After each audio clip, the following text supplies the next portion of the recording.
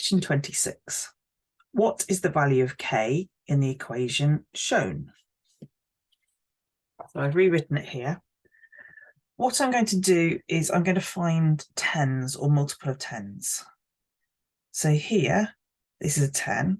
So equals, I can transfer that down as a 10. Then I see this one here is a 20.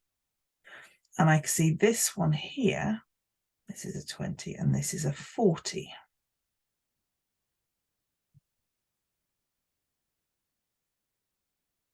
I've got those three at the end there.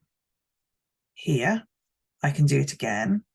10 multiplied by 5 is 50. 20 multiplied by 5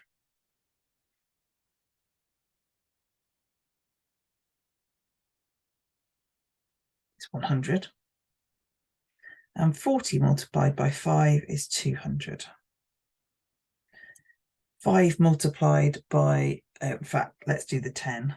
Here, 50 multiplied by 200 is 10, and then 3 zeros.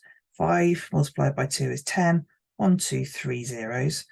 Multiplied by 100 means that we've got 1 and 1, 2, 3, 4, 5, 6 zeros.